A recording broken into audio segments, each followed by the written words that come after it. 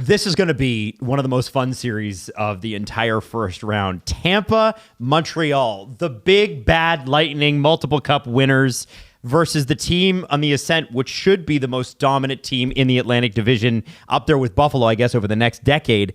Before we get into our preview of it, though, let's talk about the Spark bracket. I just quickly want to mention that we have a huge bracket going on in SDPN. Click the link below, sign up. It's easy. There's even a Spark app. Download that. And all we want to do is give you a gigantic prize. Over 10,000 people signed up in like 4 days last year. It was a massive prize then. It's going to be even bigger this year. We're really pumped about it. So, Tampa, Montreal, just like I guess we could have maybe seen it. I don't know. It's a weird one if you're looking at it from a September perspective. Yeah, I wouldn't. The only way I would have predicted it is if Tampa won the division and Montreal was the wild card. Yeah, right. I think that's, if you were at the beginning of the season, say how this would fare. That's probably it. Maybe we didn't see the train coming that was the Montreal Canadiens and the Buffalo Sabres. Both overachieved, and both of their overachievements led to the series. Maybe not overachieved. Choo-choo indeed. So they're almost like identical in the regular season, but the one thing you can say about Tampa is that they had a lot more injuries. And so... Can you? I think you can. They had a ton of injuries. I guess if you count... I guess Montreal did if you count Kirby Dach, but that's sort of like the free space. And Laine. No, I know what you mean. Tampa's maybe had more guys. Key injury, yeah. And they're older. And you do kind of start to wonder with Tampa, how many more years with this group of guys before they find a bunch of other studs and continue this incredible run that they're on? Adam, you're ignoring the fact that Tampa got younger by acquiring a guy who was drafted when we were in grade 9. That's right. In Corey Perry. Yeah, we'll start with the forward groups because Montreal has an incredible forward group. So does Tampa. You're talking about Cirelli and Kucherov and Point and Gensel and Suzuki and Caulfield and Demidov and Philip Deneau, who's a monster on the defensive end in the playoffs, as we know really well here in Toronto. He's been contributing offensively as well since they got him. Absolutely. I kind of question guys like, who do you give the edge to here? This is Nick Suzuki gets 100 points for the 6th time in Habs history all time. Caulfield gets a 50-goal season. But on the other side, you got Hart candidate, probably should win it, Nikita Kucherov. Yeah. And a few Olympians on that Tampa team. If you get the best player in a deal, you win the trade. Like, should it be the team with Nikita Kucherov by default? I think everything completely healthy, I give the edge to Tampa. But we know for a fact it's not. Am I allowed to say dead heat, or do I got to pick? I mean, you could say dead heat. Sure. Screw it. The Habs. Oh. I'm surprised too, man. Jesse, do you agree with him?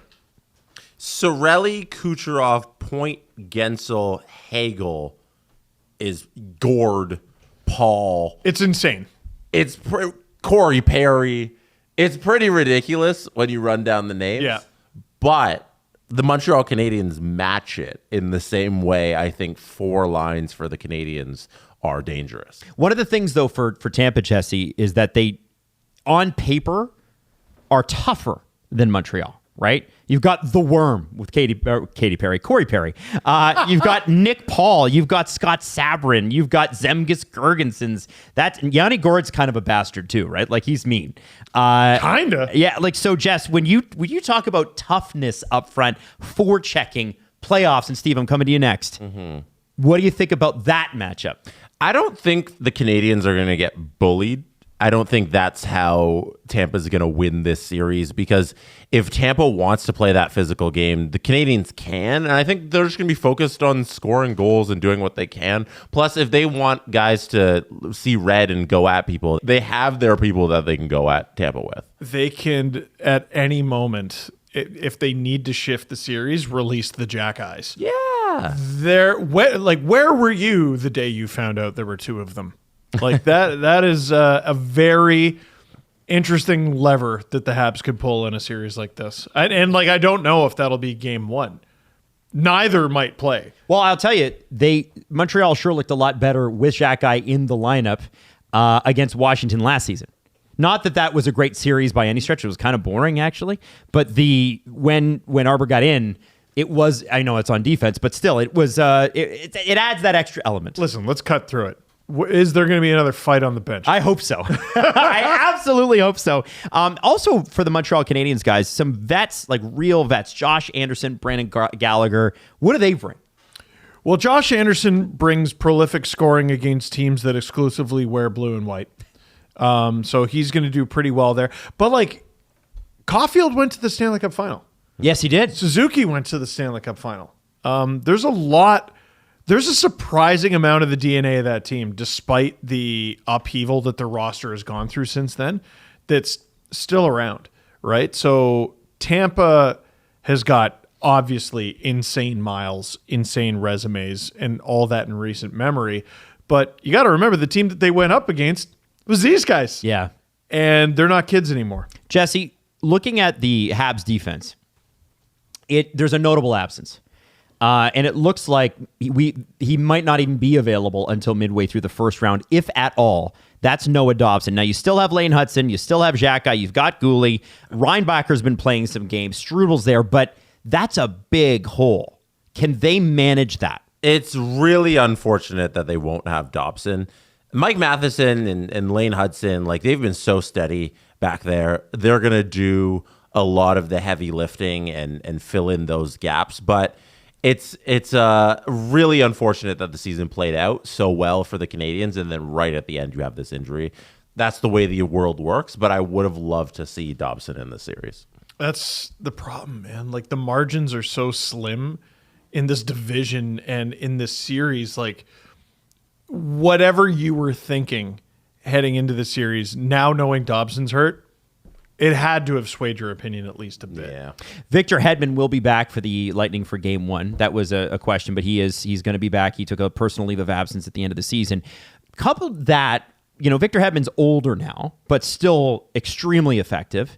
You've also got career years, not only from Darren Radish, who everybody's talking about because he's a UFA at the end of this year, but J.J. Moser as well, and some veteran presence back there with McDonough and Cernak as well, too. That's a pretty ugly 5-6 guys. Well, here's the thing. Darren Radish has made himself a lot of money this season. In the playoffs, you can make even more. You can also lose it. You can also lose it. And what I don't want to hear about, Mr. Radish, is you spending money with each passing playoff game. Listen, Hudson's great. Having all of Hudson, Dobson, and Matheson is an embarrassment of riches. They don't have him anymore. Right? They're not going to have Dobson it seems very unlikely he makes an appearance this round. If it goes 6 or 7. Carrier might be back. So that's good. That would be a him boost. Since the end of March. That would be a boost Might for be. sure.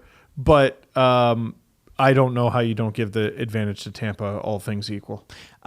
Jesse, whose defense core, when fully healthy, let's assume Dobson and Carrier are back in the lineup at least by the end of the series. Who are you picking? Who's got the edge? Lane Hudson's on this lineup, A healthy Montreal is what I'm. Well, is what I'm he working can only on. be somewhat healthy. I mean, I don't think Tampa's fully healthy either. Does Montreal have the best single defenseman in the series? I think Do Tampa. you want Hedman or do you want Lane Hudson? Hedman? Sheesh. I mean, it's the playoffs. The one who's won so much, so unbelievably much, who's also like 200 billion pounds, 170 6'6". career playoff games. So 170 goofball playoff games. And how many points in that time? Just guess. 170, you said? Yeah. 100. Jesse, how many points does Hedman have in 170 career playoff games? 80. 120. No, my goodness. That's a performer. That's ridiculous. Now- So if on the first pairing there, you're giving the advantage to Hedman, and then it's like Matheson, Hudson, and the Hedman pairing. So then below that, you're probably going advantage McDonough and Cernak. And then if I've given the advantage on 2 of the 3 lines, I'm probably leaning towards Tampa. Yeah. Listen, Hudson can easily take that baton and run with it by the end of the series. He hasn't yet. He hasn't yet. No. And it would be disrespectful to one of the greatest defensemen of his generation to not say him without watching him lose first. 100%. Yeah. Okay. So who are you giving the edge to? Defense? On D, Tampa. Jesse? Tampa, yeah. Okay, perfect. And in goal. Now, this is an interesting one. No, skip it. Tampa. Well, to start the season, it would have been unthinkable that Montreal would do this well and Sam Montembeault not be a part of the picture, but he's not. Yeah. He's not a part of the picture at all. He might not. There might be an injury and he might not play. He might not play again for the Habs. We just don't know. But Dobish has stepped in and been great. They've gotten what they needed out of Fowler so far, I think. Vasilevsky is the gold standard, though. Again, the best goaltender of his generation. Jesse? Dobish is playing very well, but Vasilevsky might win the Vezina this year. It's either him or Kemper, so you're probably leaning towards Vasilevsky. He could retire today and be in the Hall of Fame. He could have retired 4 years ago and been in the Hall of Fame. Yeah. Yeah, Dobish is great. Halak Spring could very much sprung again. But, I mean, Vasi's crazy. Now, here's something I will point out, and this is a little wrinkle from one of the Leafs Lightning playoff series that will be very relevant to the Montreal Canadiens.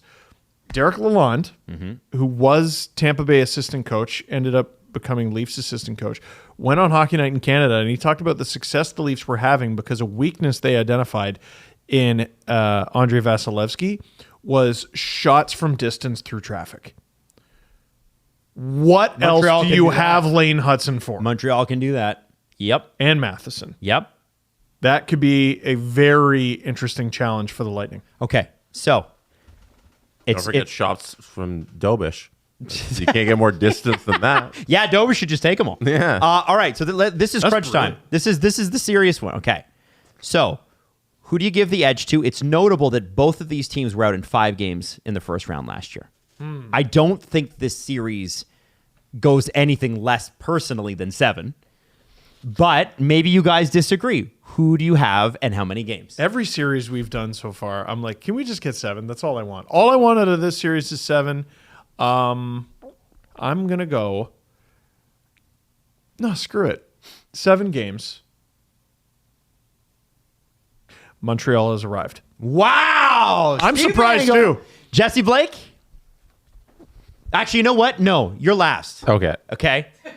I'm going to say 7 games. And I'm also, I'm dying here. I'm leaning Montreal. Do I go veteran? Say what you think. My question is the coaching. John Cooper's a master in the playoffs. I'll go Tampa. 7. Tampa for 7. Jesse Blake. Habs Panderer in chief. I thought we were going to have 3 for 3. I'll go Montreal in 7. Okay, here we go. So check it out. Remember to download the Spark app. And as always, definitely hold us to all of these takes. You know, All of them. This is our, and in fact, if your team wins, it's our fault as much as if your team loses, it's our fault. Hey, did you like the thing you just watched? Was it hilarious? Was it informative? Was it me losing my mind? Possibly. Potentially. Most of the time it is. Hey, listen, if you like what SDPN has to offer, you should check out more of our videos and subscribe to our channel by clicking subscribe, or Steve will find you.